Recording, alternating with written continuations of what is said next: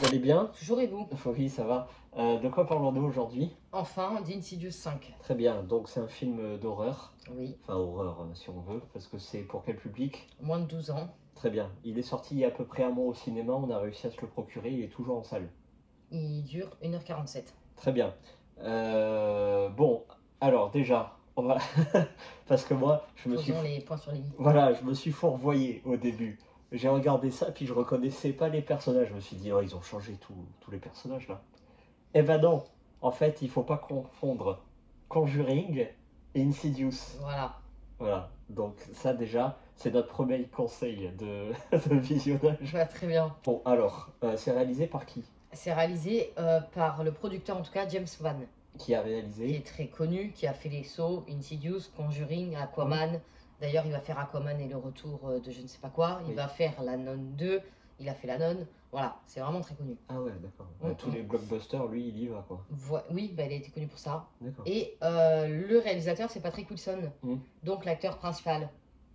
Ah oui? Oui, Josh, et celui qui joue Ed Warren dans Conjuring, donc. Pour ceux qui vont pas comprendre, en fait, non seulement les séries de films se ressemblent, mais en plus il y a le même réalisateur et le même acteur. Voilà. Et les mêmes acteurs dedans. Donc Ouais, c'est ouais. pour ça que moi j'étais totalement déstabilisé. Bon, les acteurs justement, On change pas une équipe qui gagne. il y a qui dedans? Donc Patrick Wilson. On a aussi Ty Simpkins qui fait Dalton, donc dans tous les Insidious. C'est Son l'enfant fils. qui a grandi. Voilà, le Très fils. bien. Il a fait Iron Man 3 apparemment. Et on a Sinclair Daniel. Attention, c'est une femme. Elle n'est pas du tout connue. Elle a fait Bulle et je crois que c'est la seule chose qu'elle a faite. D'accord. Donc c'est vraiment une nouvelle dans Insidious. Et elle joue très bien. Bon, j'ai noté que cela. Très bien. Parce que c'est vraiment cela qu'on va suivre. Bon, test un petit pitch. Ah bon, alors je vais tester, je vais essayer avec ma faible culture des Insidious. Voilà. On rappelle que c'est le 5. Oui. Et donc il y en a eu 4 avant. Voilà, bon, et moi j'en ai vu, je sais plus, même plus lequel j'ai Aucun vu. en fait. Alors on a Josh, qui est le père de famille, qui enterre sa mère. À côté de lui, il y a sa femme avec qui il a divorcé et ses 3 enfants. Le plus grand, il est tout juste majeur, il rentre à l'université pour des beaux-arts, pour faire du dessin. Voilà. Et donc, les rapports entre les deux sont assez discordants. Donc, pour bien faire, il va l'amener jusqu'à son université. Bon, ça va pas entre eux. Ils ont beau faire des efforts, il y a dispute, il y a confrontation, résultat, les deux s'en vont. Or, il faut savoir 2 choses. Josh, dans sa vie, il a des pertes mentales, il a des problèmes psychologiques, il n'arrive plus à avoir une certaine stabilité. Pourquoi? Alors, certaines le savaient, moi je ne savais pas du tout. Tout est dit dans les prochains des épisodes précédents. Bref. Et de l'autre côté, on a Dalton, qui lui commence ses cours de dessin. Et à chaque fois qu'il se concentre pour faire un dessin, il va dans une trop profonde introspection, très noire, très glauque. Et là, le mal va frapper. Je veux dire au moins son dessin. Annoncer la couleur de son dessin. Ah, la porte rouge. Voilà. Qui est le titre du film. Oui. Insidious 5, The Red Door. Bref. Bravo. Alors moi je vais de suite mettre les pieds dans le plat. Si vous n'avez pas vu les Insidious précédents, vous n'allez rien comprendre.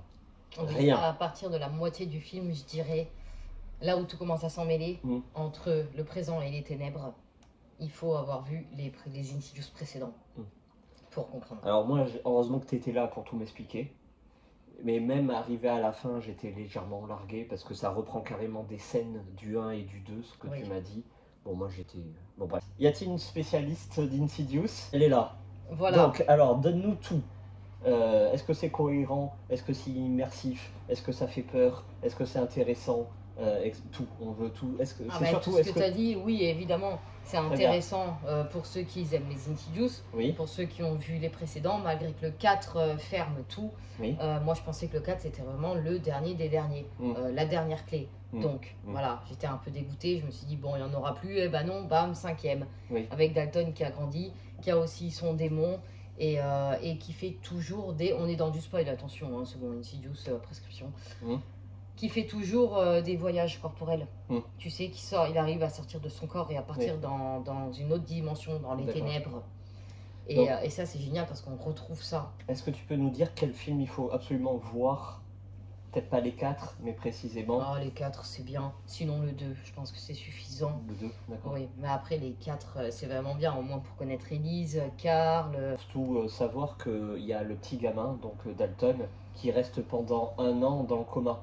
Mais ça, si t'as pas la ref, voilà. Tu passes totalement à bout de toi, tu crois qu'il est malade, mais il ne le rappelle pas. Qu'il a passé une année dans le coma, il ne le rappelle pas dans le film, donc il faut vraiment le savoir, et c'est pour ça que moi dès le début j'ai directement compris que le Josh il était un peu dans les vapes parce qu'il a quand même subi 2 oubliettes quoi. Voilà, est-ce que tu peux dire ce que c'est les oubliettes? C'est un peu le même principe que dans Harry Potter. Oui voilà, t'aimes bien dire ça avec ta petite baguette. Oui, c'est totalement ça. Tout simplement ils lui font oublier qu'il a une entité collée à lui pour pas que l'entité vienne et lui pourrisse sa vie. La sorcière noire. La sorcière noire. Voilà. Le démon de Josh. Et donc c'est pour ça que lui, il a des pertes de mémoire, le Josh, le père de famille, parce qu'à force de subir des effacements de mémoire comme ça, il est complètement largué. Et le Dalton boude un peu son père aussi, parce que lui aussi a subi cette perte de mémoire, et se souvient que de son père qui a essayé de le tuer. Sauf qu'à ce moment-là, c'était pas le vrai Josh. C'était son corps, mais pas son esprit. Le vrai Josh était dans les ténèbres. Exactement. Parce qu'en fait, il y a un principe de double dimension. La réalité et l'au-delà, ou l'enfer. Ou les ténèbres, genre il y a quelqu'un qui est là, mais du mauvais côté. Si, c'est que nous avons une entité qui nous colle à la peau. Laquelle? L'entité du bruit. C'est-à-dire qu'à chaque fois qu'on veut faire une vidéo, elle est très présente, elle est là, et tout le monde l'entend. Nous, on a des preuves. T'as totalement raison. C'est notre croix. Voilà, on a le bruit. Bon, bref. Ça, c'est 3 mois dans l'année. Alors, niveau réalisation, musique, esthétique, ambiance. Tu peux juger aussi, tout est top. C'est parfait, ça t'immerse très bien dans leur monde. Quand tu regardes Insidious, t'es plus là en fait. C'est pour ça que j'adore ces films et j'adore les films d'horreur tout court. C'est très sombre, évidemment. Pas mal de screamers, de trucs qui te font sauter. Voilà, alors il y en a pour qui ça fait pas de l'horreur. Bon, oui, on est surpris. Parfois on s'habitue et pour ça nous fait rien. Mais il n'y a pas que ça. Il n'y a pas dans un grand 8 non plus. Il y a des effets qui sont quand même sympas, et les effets de lumière surtout. Forcément, les avis qui pensent que l'histoire n'est pas toute nouvelle, c'est du déjà vu. Oui, évidemment, surtout quand Dalton était petit, que son père est parti le sauver, il est resté coincé, que Dalton est parti le sauver. Bon bref, oui, c'est déjà vu et revu, mais c'est toujours agréable. Voilà, je ne peux pas trancher, je ne peux pas dire j'aime pas, et même s'il y a un 6 et même s'il y aura un 10, j'aimerais toujours Insidious. Voilà, ils peuvent même reprendre l'histoire avec d'autres acteurs. Non, j'aime trop Patrick Wilson, mais voilà. C'est vrai que c'est pas très révolutionnaire, à chaque fois le scénario se répète un peu, mais bon c'est efficace, on passe un bon moment, c'est 1h40, ça va vite. Donc nous on pense que, bon voilà, Dalton a grandi, là on a suivi son histoire, hop, la porte est-elle vraiment fermée? Questionnement, on sait pas. Moi je pense, et j'en suis sûre maintenant il va y avoir un 6, la fille elle a grandi, peut-être qu'elle aussi elle a un démon, une entité maléfique, derrière elle, on sait pas. C'est le moment de conclure, parce que la vidéo est très très longue. Ouais mais je pense qu'en vrai elle va être très très courte. Est-ce que tu conseilles ou non? Ah oui, évidemment, pas pour descendre le film, parce que ça franchement ça sert à rien, et il y en a qui visent même pas ces avis-là. Si vous avez aimé les Insidious, de toute façon, même si c'est pas une nouveauté, c'est 1h47, et c'est trop bien. Très bien. Moi j'ai trop aimé. Moi j'ai passé un bon moment, voilà. Heureusement que tu étais là pour tout m'expliquer, parce que sinon j'aurais rien compris, et j'aurais mal noté. Voilà. Quoique moi, quand je comprends pas, je note pas, parce que je me dis, bon, voilà, je suis largué, j'ai dû louper des trucs en chemin, et c'était vraiment le cas. Voilà. Oui, mais est-ce que ça t'a donné envie de voir les autres? Moi, ça m'a surtout donné envie de regarder Conjuring. Ah oui. Parce que ça reste pour moi meilleur. Voilà. Et ça m'a donné encore plus envie de voir la Nun 2.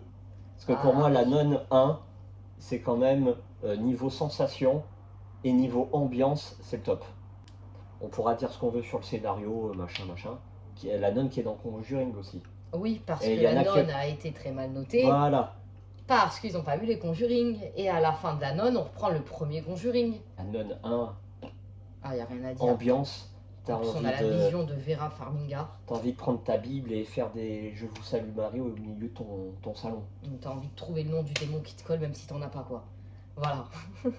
Très bien. Vivement la nonne 2. Bon courage pour le montage, ça va être coton. Bon courage à James Van pour la nonne 2 surtout, parce que nous on l'attend. Hein. Merci beaucoup. Merci, et à très vite. Hein.